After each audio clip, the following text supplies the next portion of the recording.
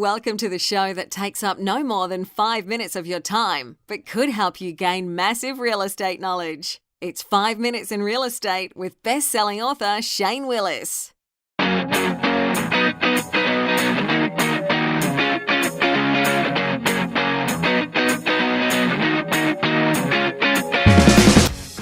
Hello, it's Shane Willis, Pensacola real estate expert, bringing you today's episode. Happy Thursday. Well, it does not feel like August in Florida today. I don't know if we had a cold front come through or what, but I enjoyed sitting on the back porch this morning. It's nice out here. Almost like fall's here, but we don't even have Labor Day yet. Yeah. So if you have liked the Facebook page, you saw a video I put up yesterday because existing home sales came out right after the market opened yesterday. So if you've not liked the Facebook page, get over there, facebook.com/Shane Willis, the realtor. All right, because you get some of those, I put those insights, especially if I see something happen on the market during that day, I'll put those insights up on the Facebook page. So get over there and like the page. You notice that we dipped again nationwide, and it was the number of sales dipped again, and it was about the 6th month in a row that we've done that. So I found it interesting as I was researching last night, get ready for today's episode, that Zillow came out with a report that said most of the country was cutting prices. There has been a rash of price reductions across the industry, across the nation. Okay, so there are more. Here's what the report said. Here's some kind of bullet points. There are more price cuts now than a year ago in over 2/3 of the nation's largest metro areas. About 14% of all listings had price cuts in June. Since the beginning of the year, the share of listings with price cuts increased 1.2%. And this is the greatest January to June increase ever reported, more than double last year. So we're seeing all this bare news that, numbers of sales are down. Existing home sales fell again, 6 months in a row. Now Zillow's coming out with this, hey, people are cutting prices. So are we seeing price? Is there problems with the real estate market? No, not really. Because you got to dive into it. That's why I always warn people, especially when it comes to headlines like that, because those are good headlines that'll catch your attention. But as a marketer, I know that. I know that those headlines are there to catch your attention. You got to dig really into it quite a bit. A lot of those price cuts were happening at the higher market values, like California, like the Valley, where your typical 3-bedroom, 2-bath. I think the average home out there in San Jose is about 1.8 million. But I actually looked at some of our stuff here, and because I questioned, because I knew I would get questioned.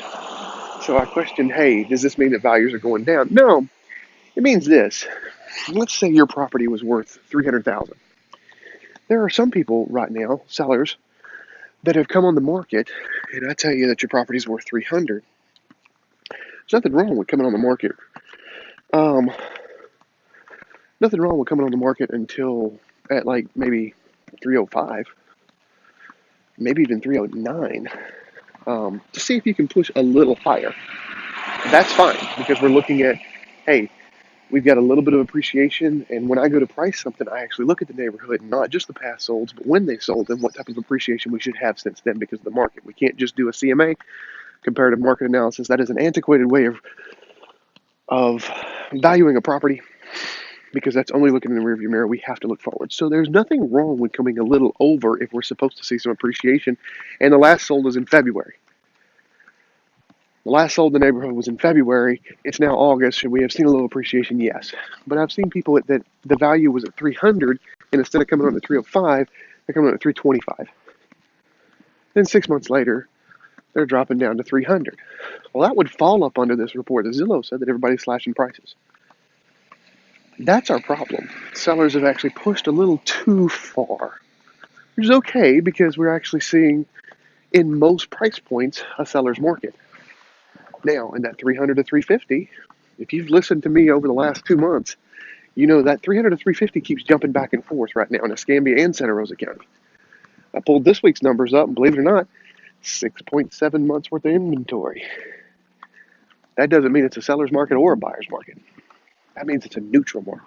So you got to price it right there. If you're in that 300 to 350 mark, that one's got to be priced right. That one has to have differentiation. That one has to have different marketing. I say all that to say this, that when I kept saying the last few months, if you're thinking about selling, now would be a good time to do it. I'm trying to reiterate that again right now, as long as you have the right marketing, because we're starting to see a little bit of shifts.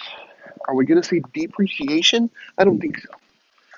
I think we're just going to go back to a normal market. We're not going to see the hyper stuff. Now, it's not the hyper stuff that we saw in 2006 and 2005, where values were going up every month. There were flippers that were literally buying new construction. A neighborhood would start out, there'd be 10 houses under contract right as the neighborhood start out, because the 9 months it took them to build the house, property values would rise 20 grand, 30 grand. So they're flipping the house just based off new construction. Because they also knew the builder was going to be charging more. So they had this house under contract. Somebody would come through to the builder and say, hey, we want to buy something, but we want it already built. The flipper already had it ready to go. Because in 9 months, it was going up 10%, 15%. I don't think we're going to see that. I think we're going to see 2 and 3% a year. But buyers are becoming more and more aware that the quote-unquote seller's market we've had the last couple of years is starting to dwindle away. Now, there are some price points that are still considered a seller's market. I've got a buyer right now coming in from Texas. He's looking, we had this conversation. He said there's a lot of properties out there between 150 and 200. So yeah, if you're looking at Escambia County, there's about 118 of them right now that are active. But if you also look at demand, there's only 1.8 months worth of inventory. So unless we get some more listings in 2 months, we'll be out of inventory. So although you may see a lot of houses, there's also a lot of people looking. And if you notice, most of the houses we're looking at have only been on the market 2 or 3 days. And I doubt they'll be on the market through the weekend. So there are still some price points that are still hyper seller for now. But that is starting to slow. Are we seeing that in the higher end? Yes. Will it trickle its way down to the medium range? Eventually, yes. So that's why I say, when I say,